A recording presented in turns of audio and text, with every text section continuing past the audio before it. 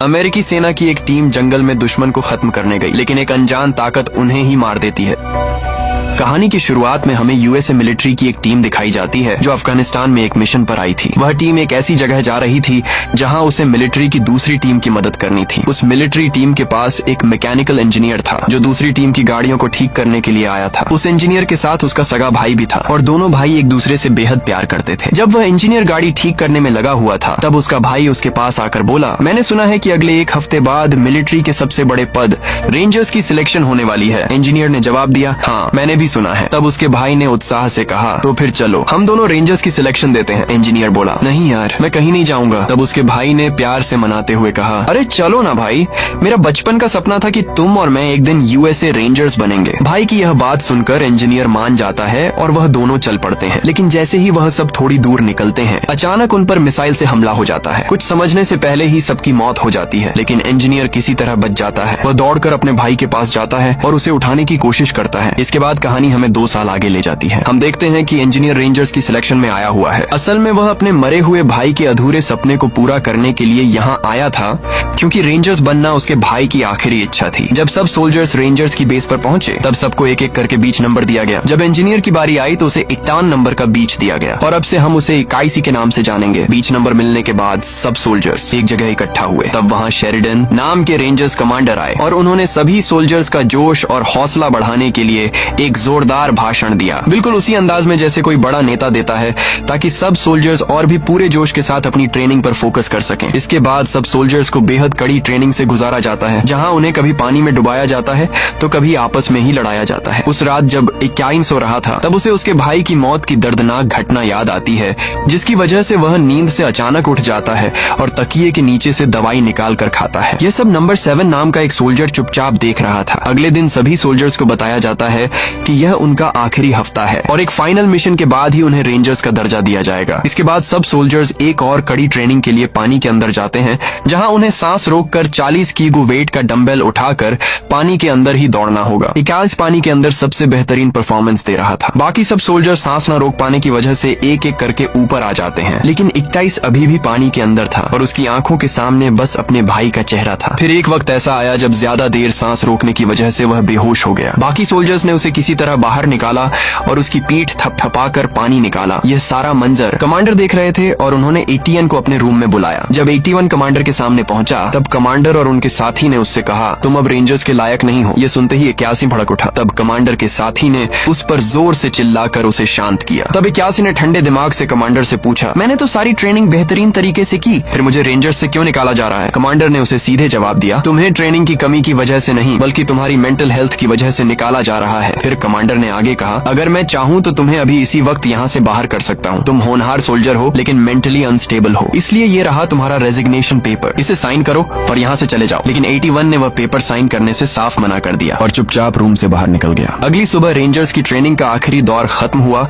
और कई सोल्जर्स को सिलेक्शन से बाहर कर दिया गया। अब सिर्फ चुनिंदा सोल्जर्स ही बचे थे और उनमें 91 भी शामिल था, क्योंकि कमांडर ने उसे बाहर नहीं किया था। अब इन बचे हुए सोल्जर्स को एक आखिरी मिशन दिया जाएगा। अगर वह इसे पूरा कर लेते हैं तो वह सब ऑफिशियली यूएसए रेंजर्स बन जाएंगे। सभी सोल्जर्स को मिशन की पूरी जानकारी दी जाती है और 51 को टीम लीडर चुना जाता है। उनका मिशन था कि जंगल के बीचों बीच एक प्लेन खड़ा है जिसे दुश्मनों से बचाते हुए 24 घंटों के अंदर तबाह करना है। इसके बाद सब सोल्जर्स एक एक करके हेलीकॉप्टर में सवार होकर घने जंगल के अंदर उतर जाते हैं। वहाँ से सब उस प्लेन की तरफ बढ़ने लगते हैं और 81 सबसे आगे रहकर पूरी टीम को लीड कर रहा था। चलते चलते रात हो जाती है। तब सबने मिलकर तय किया कि 2 लोग रात भर पहरा देंगे और बाकी सब आराम करेंगे। 81 ने कहा, मैं और 7 रात की निगरानी करेंगे। जब बाकी सब सो गए तब 7 ने धीरे से 81 से कहा, तुमसे कुछ पर्सनल बात करनी थी। 81 ने टालते हुए कहा, नहीं मुझे नहीं सुनना, और वह चुप हो गया। रात के आखिरी पहर में जब हल्का उजाला होने लगा था अचानक आसमान से एक मीटियोर जैसी चीज उनके ऊपर से गुजरी। उसकी रोशनी और आवाज से सारे सोल्जर्स नींद से जाग गए। 81 ने फौरन सबको इशारा किया कि चुपचाप और सतर्क होकर आगे बढ़ो। सबके मन में एक ही ख्याल था कि शायद यह दुश्मन की कोई चाल है जो उन्हें मारने के लिए बिछाई गई है। सब चलकर नदी के किनारे पहुंचे,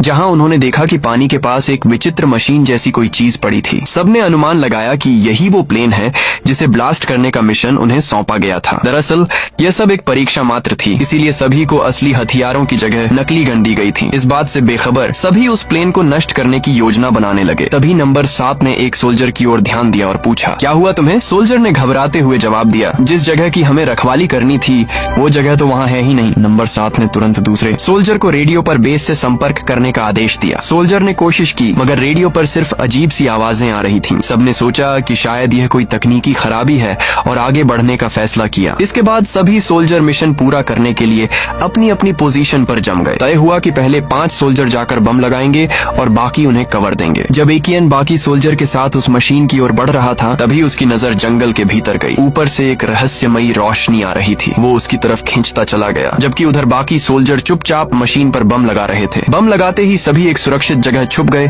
और विस्फोट कर दिया। धमाका हुआ, लेकिन जब धुआं छौंटा तो सभी हैरान रह गए। उस मशीन पर एक खरोंच तक न आई थी। उसी वक्त एक्टास ने जंगल के अंदर से ऊपर देखा तो पाया कि असली प्लेन तो आसमान में था। तो फिर ये मशीन क्या थी? धमाके ने उसे छुआ तक नहीं था और अचानक वो चीज धीरे धीरे उठ खड़ी हुई। उसने एक एक सोल्जर को स्कैन किया, फिर बिना किसी चेतावनी के उन पर गोलियों की बौछार शुरू कर दी। मशीन इतनी निर्दयता से मार रही थी कि सोल्जर उसके सामने बेबस लग रहे थे। जब मशीन ने एक सोल्जर को निशाना बनाकर ऊपर से हमला करने की तैयारी की, तब इकासी ने बिजली की तेजी से उस सोल्जर को बचा लिया। मगर उस मशीन को देख बाकी सोल्जर जान बचाकर भागने लगे। फिर भी मशीन ने पीछे से गोलियां बरसाकर एक एक को मौत के घाट उतार दिया। भागते भागते सोल्जर एक पहाड़ी ढलान के किनारे पहुंचे। पीछे से मशीन ने एक बम दागा। धमाके की लहर ने सबको ढलान से नीचे धकेल दिया। गिरते वक्त नंबर 7 का एक पैर टूट गया और नंबर 71 के पैर में एक पेड़ की तीखी टहनी आर पार हो गई। फिर भी वो जिंदा था। 81 और एक साथी सोल्जर ने मिलकर 57 को उस टहनी से सावधानी से निकाला और घाव पर पत्ते बांधकर खून रोकने की कोशिश की। तभी एक सोल्जर ने 18 से कहा कि रेडियो लेकर आओ। 81 हिम्मत बांधकर उस जगह की ओर लपका और वहाँ पहुंचकर देखा कि मशीन अब चल फिर सकती थी। उसकी आंखों के सामने उस मशीन ने एक सोल्जर को ढूंढकर मार गिराया। रेडियो उसी मारे गए सोल्जर के पास था। अब वो बेकार हो चुका था। भारी मन से 81 बचे हुए साथियों के पास लौटा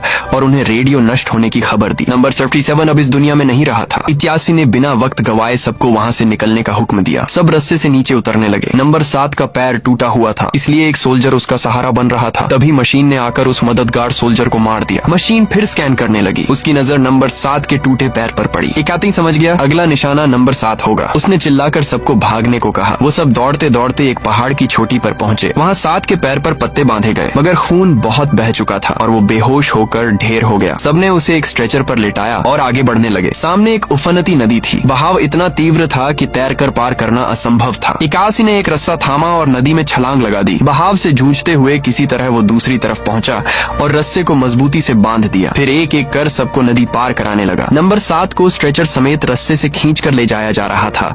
तभी रस्से में एक गांठ अटक गई। सोल्जर गांठ सुलझाने में लगा तो स्ट्रेचर एक तरफ झुक गया। 21 और एक साथी तुरंत मदद को दौड़े और तभी मशीन आ पहुंची। आते ही उसने एक सोल्जर को मार गिराया। उस झटके से बाकी चारों का बैलेंस बिगड़ा और वो सब नदी में जा गिरे। नदी की तेज धार उन्हें खींचने लगी। 81 के पैर में रस्सी बंधी थी। मशीन नदी में उतरकर उसकी तरफ बढ़ रही थी। एक पल ऐसा आया जब मशीन का पैर उसके ऊपर आने ही वाला था। एक ताई ने झट से रस्सी काटी और बहाव के साथ बह निकला। मशीन ने बम और गोलियां दागी, लेकिन वो सब किसी चमत्कार से बच गए और बहाव उन्हें एक झरने के ऊपर से नीचे ले गिरा। झरने की चोट से सब बेहोश हो गए। तभी नंबर 60 के सोल्जर ने एक एक को नदी से बाहर खींचकर बचाया। नंबर 7 को भी जब होश आया तो एक सोल्जर ने 60 से पूछा, तुम मशीन से कैसे बचे? 16 ने बताया कि जब मशीन उन सब पर टूट पड़ी थी, वो नदी में गिर गया था और बहाव उसे ऊपर इस जगह तक ले आया। असल में मशीन ने सबसे पहले नंबर 60 पर ही वार किया था, मगर नदी ने उसे मौत के मुंह से खींच लिया। 81 एक बुरे सपने से जागता है और सैनिकों के कैंप पर जाता है। ऊपर से देखने पर लग रहा था कि किसी ने आकर कैंप को तबाह कर दिया है। जब सभी सैनिक आपस में बात कर रहे थे, तभी एक्टास ने दूर पहाड़ से एक बड़ी चीज घिसटती हुई आते देखी। एक सैनिक ने बताया कि उसने टीवी पर देखा था कि एक बड़ा क्षुद्र ग्रह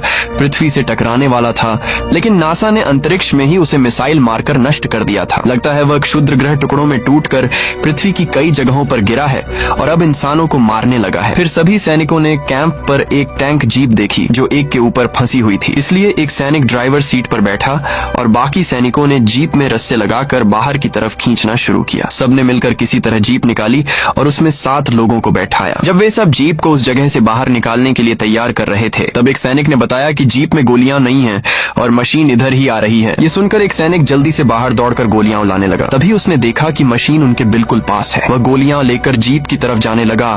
तभी पीछे से मशीन ने उसे निशाना बनाकर गोली मारी और वहीं उसकी मौत हो गई। लेकिन गोलियों का डिब्बा इक्यासी के पास आ गया। 81 ने गोलियां लोड करके जीप भगानी शुरू की, लेकिन वह मशीन उनका पीछा छोड़ने का नाम ही नहीं ले रही थी। किसी तरह जीप भगाकर वे सब भागे और भीषण युद्ध शुरू हुआ, लेकिन उस मशीन का कुछ भी नहीं हो रहा था। उनकी जीप को मशीन की गोलियों से बहुत नुकसान हुआ, इतना कि वह अब एक भी गोली नहीं मार सकती थी। इसलिए वे जीप भगाने लगे। जब वे सब पहाड़ के बीच वाले रास्ते से जा रहे थे, तभी ऊपर से एक मशीन ने उन पर हमला करना शुरू किया। वह हमला करने की बजाय मशीन से दूर जाने लगी और सुरक्षा के लिए वे सब जीप से बंदूकें निकालकर गोलियां चलाने लगे। उस मशीन ने उनकी जीप पर इतनी बार हमला किया था कि वह अब आधी टूट चुकी थी, इसीलिए उससे 7 बाहर निकल गया। तब उसे बचाने के लिए इक्यासी ने उसे पकड़ा, लेकिन मशीन उन पर गोलियों और बमों से हमला कर रही थी। इसलिए 81 ने बंदूक से पहाड़ पर वार किया, जिसकी वजह से वह मशीन पहाड़ में धंस गई और वह जीप भी बुरी तरह क्षतिग्रस्त होने की वजह से ब्लास्ट हो गई। ब्लास्ट के बाद सिर्फ 81 बचा और बाकी दोनों सैनिक वहीं जलकर मर गए। इसके बाद एटीएन देखने लगा कि वहाँ कौन कौन जिंदा बचा है, लेकिन वहाँ कोई नहीं बचा था। फिर उसने देखा कि मशीन का क्या हुआ। उसने पाया कि उस मशीन का सिर्फ कुछ हिस्सा क्षतिग्रस्त हुआ है और बाकी मशीन दूर पहाड़ पर किसी और मशीन को सिग्नल दे रही थी। तभी 51 ने एक जगह 7 को देखा और उसके पास जाकर चेक करने लगा कि कहीं वह मरा तो नहीं। यह देखकर वह खुश हुआ कि 7 अभी भी जिंदा है, लेकिन वह बेहोश था। तब 81 नंबर 7 को ले जाने लगा। कुछ दूर जाने के बाद 7 को होश आ गया था, इसलिए वह 81 से बात करने लगा, लेकिन उसकी टांग टूटने की वजह से वह चल नहीं सकता था। तब 7 नंबर ने 81 को बताया कि मैं तुम्हारे भाई को जानता था, वह और मैं एक साथ ही काम करते थे। वह हमेशा मुझसे तुम्हारे बारे में बात करता था और यह भी कहता था कि तुम और तुम्हारा भाई एक दिन एक साथ रेंजर्स के लिए काम करोगे। लेकिन उस दिन जब वह हादसा हुआ तब मैं छुट्टी पर था। यह सुनकर 81 के अंदर अपने भाई के बारे में सुनकर जोश आ गया। तब वह मशीन उन्हें मारने के लिए स्कैन करने लगी। जब वह स्कैन कर रही थी, तब 81 ने देखा कि मशीन के ऊपर छोटे छोटे छेद हैं, जिनसे उसके अंदर का गैस बाहर आता है। तभी उसकी नजर एक पहाड़ तोड़ने वाली क्रेन पर गई, जिसकी मदद से पत्थर खोद कर रास्ता बनाया जाता है। 81 मशीन से बचता हुआ खदान पर गया। खुशकिस्मती से वहाँ पत्थरों से भरी मशीन थी। फिर उसने खदान की सभी लाइटें ऑन कर दी और गैराज पर जाकर एक बैकहो लोडर लेकर आया और उस मशीन को बुलाने के लिए मशीन स्टार्ट कर दी। इधर वह मशीन स्कैन करते करते 7 के पास आई। तब 7 पेड़ के पास सो गया। तब वह मशीन 81 के पैरों के निशान को स्कैन करती हुई 21 की तरफ जाने लगी। जब वह मशीन एक चट्टान के ऊपर थी, तब उसने उसके नीचे का बम ब्लास्ट कर दिया। इसके बाद 81 ने बैकहो लोडर लेकर सीधे मशीन पर वार किया और जहाँ पत्थर की मशीन थी उसके नीचे ले गया। जब छोटे छोटे पत्थर मशीन के ऊपर से अंदर जाने लगे, तब वह मशीन धीरे धीरे खराब होने लगी। उसके अंदर पत्थर जाने की वजह से मशीन का सिस्टम सही से काम नहीं कर पाया, जिसकी वजह से वह मशीन अपनी आखिरी कोशिश करती रही, लेकिन तब तक बहुत देर हो चुकी थी। पत्थर मशीन के अंदर एकदम भर गए, इसलिए वह कुछ भी नहीं कर पाई और सिस्टम जाम होने की वजह से ब्लास्ट हो गई। लेकिन वह मशीन जाते जाते अपने सभी बम गिरा गई और वे सब बम ब्लास्ट हो गए। उस मशीन को तबाह करने के बाद 81 नंबर 7 को लेकर रेंजर्स कैंप पर गया। यह देखकर कमांडर ने पहले 7 का इलाज किया और फिर 81 को बताया कि कल एक उल्कापिंड पृथ्वी से टकराने वाला था। यूएसए ने पहले नासा से अंतरिक्ष में मिसाइल मारकर उल्कापिंड के टुकड़े टुकड़े कर दिए। जो उल्कापिंड पृथ्वी पर आया, उसे मशीन जैसी दिखने वाली एलियंस आती हैं और वह मशीन पूरी दुनिया में इंसानों को मारने लगती है। कमांडर ने 81 से पूछा कि तुमने उस मशीन को कैसे मारा। तब 81 ने बताया कि मशीन के ऊपरी हिस्से में एक जगह थी जहाँ से गैस निकलती थी। मैंने उसमें पत्थर भर दिए, जिसकी वजह से मशीन का सिस्टम ब्लॉक हुआ और वह ब्लास्ट होकर मर गई। तब कमांडर ने उसे सैल्यूट किया और उसे रेंजर्स की बैच दे दी और इसी के साथ ये मूवी खत्म हो गई। तब तक के लिए मिलते हैं किसी दूसरे वीडियो में, इंशाअल्लाह।